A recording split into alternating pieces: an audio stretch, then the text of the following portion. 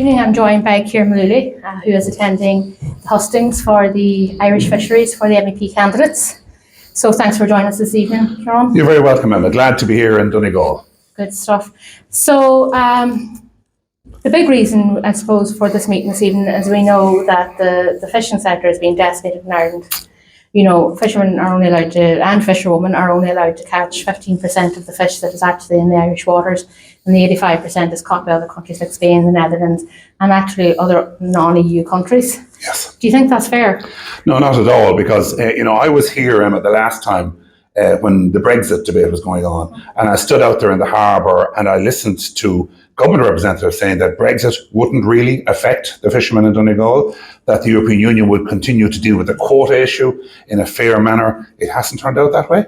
I was here in Donegal with the Fishermen's Association 3 weeks ago. I've heard of the decimation that's going on in the sector. I've also heard of the damage being caused by the side deals. For instance, the deal with the Norwegian fishing industry, which are causing chaos in the area in terms of the blue whiting stock in particular. Yes. I think it's a major issue there. And that's why I've come back. I think it's time for us to revisit this issue. I know that the quota has been fixed to a certain extent by the European Union, by the Commission at this stage. But we must, I think, revisit this. And I think in the context of the news this afternoon, yes, with regard to the general election now coming in the UK, I think this might be a good time to revisit the situation. Yeah, because we know overnight, because of Brexit, the Irish fishing industry overnight lost 15%. And they actually made up the biggest portion that was given to Britain in the deal that the EU made over Brexit with Britain. They actually made up 40% of Britain's quota. And other countries like Spain were only making up, I believe it was like 7%. Do you think that's fair? It is absolutely unfair. And I think there is nothing more frustrating for the industry but to see the boats tied up, to see the lack of opportunity to fish out there on our own waters. And as I say, despite the fact that we were told that these negotiations were going on by the Irish government, I heard Charlie McConalogue and others, Neil Denny and others talking about this at the time in terms of the work that was being done. We were going to try and copper fasten the arrangements. It did not happen. We have lost out dramatically. It is not fair. And as I say, after this election in the UK is over, I think we should immediately start the process through the European Union as well of reopening that discussion, reopening those talks and going back in to point out the devastation it's caused. I mean, I was on as I said, the pier here 3 weeks ago, looking at a vessel moored up, not in action. The cost of it was over €30 million. I mean, the investment involved for the fishermen involved is absolutely incredible. It's extensive. They went into a bank or a financial organisation at some stage in the past to seek the borrowings for that. They did so on the projections of the quota they were entitled to, and they thought they were going to have. Now it's been taken away because of the Brexit deal and, as I said, the other external deals. So you have to realise the financial difficulty coming down the line for those people. Those boats can't be left in that situation whereby they cannot meet their commitments financially. We have to do something to sort that situation. And moving on from fisheries and moving into agriculture, farmers are saying that if they don't get the help that they so badly need at the moment and have needed for quite some time, that they are going to end up in the same position as the fishing industry is in now. For example, farmers are saying that since 2020 they have had 30 regulations imposed on them for environmental reasons, and they're saying that the EU is not given enough time to see if these regulations are working. Would you agree with that? I would.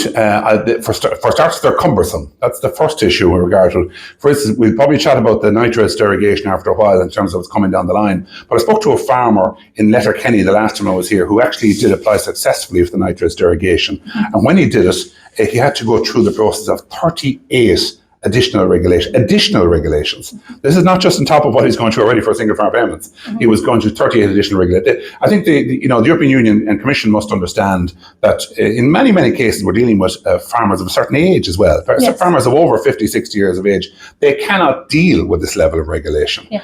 And they must get support and must get assistance. And that's why I called on a previous occasion for the Irish government and the Department of Agriculture and our minister, who's from this part of the world.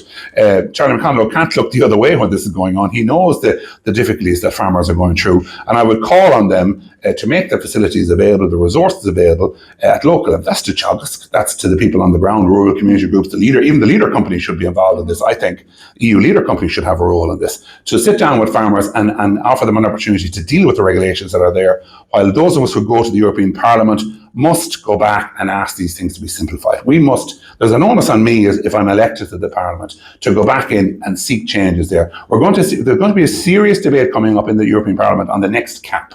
That's the first issue at our stake. We know the cap for the moment, 2025, we have a new budget.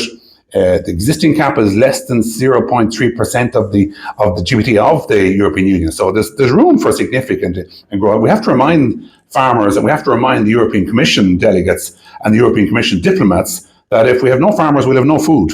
And that's definitely coming down the line. And according to the Irish Farmers Association, young people are actually deciding not to go into the farming industry because of the amount of regulation and because of the amount of extra costs they are seeing at farm level. They're not sure that they're going to be able to make ends meet if they do go into farming. Absolutely. And so do you believe that the EU needs to take a broader look at this, given that Ireland, we're in a unique kind of situation where we're grass-based? Do you believe that they need to realise that, one size doesn't fit all in the EU and needs to make a separate... Absolutely, I agree with you. It's quite diverse farming, and in the context even with this constituency, when I travel from here, say down to the hills of Mayo or across to Louth or Meath, very, very diverse in different ages. We have significant farmers of significant acreages throughout County Meath. We have them in Donegal, but not to the same degree. So I think you're certainly right. One fit doesn't suit all. In relation to the young farmers coming through, there's one specific area that I've been working on with Michael Fitzmaurice of Independent Ireland, and that's a new farm retirement scheme. I think the time has come. We have to address this issue of the significant number of farmers over the age of 60 years of age.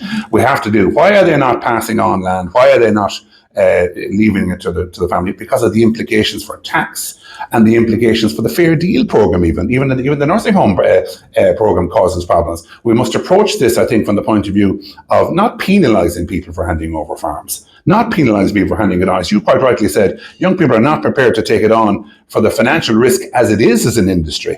But if they won't take it on because they're going to be penalised by the tax man or penalised, or their parents penalised if they try and do the Fair Deal operation, we're going to be in a very serious situation in a number of years, where our farmers are going to be dying out effectively, and our young people will turn their back on the industry and go elsewhere. Moving on to immigration and migration, I know it's a hot topic at the moment within the elections. Everybody's talking about it. Do you believe that Ireland should sign up to the Migration Pact? No, I don't. I think, for starters, we have a bit of backtracking to do here. The pact has gone through the European Parliament, as you know, approved by diplomats, approved by governments in many cases. I think our government is adamant they're going to push it through. I'm against that. I think it has to be revisited. I think, we take great pride over our own sovereignty in this country and making our decisions. We must be in a position to make a decision with regard to the Migration Pact as well. I look at the overall situation in two ways. I worked myself with the Ukrainian community as a social inclusion officer for over 2 years. I think I know pretty well the demands or what the Ukrainian people have gone through coming here. Over 120,000 people. I think the main emergency is now over for those people. I think many of them are working in the community, and many of them are actually returning home or going back to Poland. So I think they're in a separate situation to the second category. And the second category is very much the international protection applicants. This is an area that has caused frustration for an awful lot of communities around the country about people coming in overnight. We had a desperate situation in County Westmeath during the last 7 days where porta-cabins and machinery came in at 4 o'clock in the morning with people. This is unacceptable. We must have consultation with communities, but in the first instance, we must ask the Department of Justice to enforce the rules at Dublin Airport and at the ports. We must take this action. The rules are there. They state very clearly in terms of people who are entitled to come here. If they are fleeing war and they are fleeing conflict, they should have their case dealt with within the 90 days. That we have to provide the staff to do that. We cannot be proceeding and just simply sending people around the country to communities which are not ready for it, haven't got the facilities, haven't got the GPs, haven't got the doctors.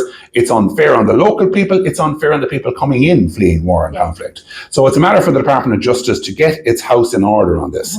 And I think the sooner we do that, the better. So would you say that it's, as some people would say, a rise in the right wing, or is it the lack of supports in communities that are the issues? I think it's certainly a lack of support in the community. I mean, it's a terrible situation nowadays when somebody raises a genuine query about the fact they can't get a GP in their area because of the number of people living in the area, that overnight they're called right wing. They're accused of being right-wing. I think it's shocking. You know, I'm not right-wing. I don't think anybody in my party is right-wing on this issue. What we see is a situation that's got out of control. Now, we see a government backpedaling big time in the last couple of weeks as well in terms of the provisions, cutting payments, matters like that. But the crucial issue here is what's happening in the Department of Justice. They must enforce the regulations and rules that we have, and they're not doing it. It's very clear to me that in terms of the 90-day arrangement's not happening. It's just not happening. We need more staff to do in those areas, and we must be very, very, very, very tight in terms of regulations. Senator Michael McDougall has done a lot of research with regard to the number of people coming into this country without passports. He believes a significant amount of them are actually economic migrants and are not fleeing war or conflict. So if that is to be proven to be correct, I think the Department of Justice must act. We cannot have a situation whereby people who are justifiably trying to get away from a conflict or war in the world are being pushed to one side by people who are basically trying to take advantage of the welfare system in this country. Okay. So I say I'd be very strong on this issue that, you know, migration under rules must be controlled. We must control the flow into our country. Okay. And finally, we know that there has just a general election has just been called in the UK for the 4th of July. We know we have some people sitting for MEP that actually are holding seats in the Commons. And we've heard discussions over the last couple of days where people are campaigning and they say they're going to keep their seat to the next general election in Ireland. Although it is policy within the European Parliament, it's not technically against the rules. Do you agree with people campaigning for a seat in the European Parliament, knowing that they may only keep it for 6 months, and in some cases now they may only keep it a matter of weeks? Yeah. Do you believe that's fair? I certainly do not agree. But this issue has come up already with regard to one candidate, Peadar Tóibín, who's in this election representing Aontu. Now, Peadar has been questioned a number of times in the last 10 days at the IFA debate, at a debate in Navan, County Meath the other morning, and he's had to answer the situation. If he wins a seat, and if there's a general election, what happens? He's been forthright in saying that he will contest the general election. Mm-hmm. Now, the obvious follow-on for that is if he's successful in Meath, where he has been before many, many times, what will happen to his seat? So I say to him that the people of Connacht, Ulster and Midlands Northwest constituency are entitled to know who's going to represent them. And to date, he hasn't been specific about that. His sister, Emer Tóibín, is in his list, apparently. And, you know, I'm suggesting that if that's the case, then perhaps Emer should be here at the debates with the fishing industry tonight. And Emer should be perhaps taking a more public role, because it seems to me, we know we're going to have an election within the next 12 months, possibly within the next 6 months after events today. Mm-hmm. And it seems to me that it could well be Emer Tóibín who's representing people going forward. It's unacceptable for candidates to suggest that they will change to another candidate. I think we need to know the skills of the individuals who are going for it. Are they good negotiators? Are they good team players? Are they good legislators? Have they achieved things? And I've worked in community development for over 30 years. I have a significant track record in funding from the European Union on European leader funding, European Commission funding, just transition funding. I think people know I can do the paperwork, I can do the legislation work. But do we know from Peadar Tóibín's list, standby list, who can do that work? And similarly, then there's another issue with regard to the Sinn Féin candidates. Mm-hmm. As you know, one of them is already a member of the Parliament in the UK, and we're going to have to find out. Now, initially, she said she was not going to leave the European Parliament. We're going to have to find out that over the next few days. Okay, well, thank you so much for joining us this evening, Ciaran Mullooly. And I'm sure the next couple of weeks are going to be very, very busy for you. And we wish you the best on the road in your campaign. Thank you very much. I'm delighted to talk to you all in Donegal again.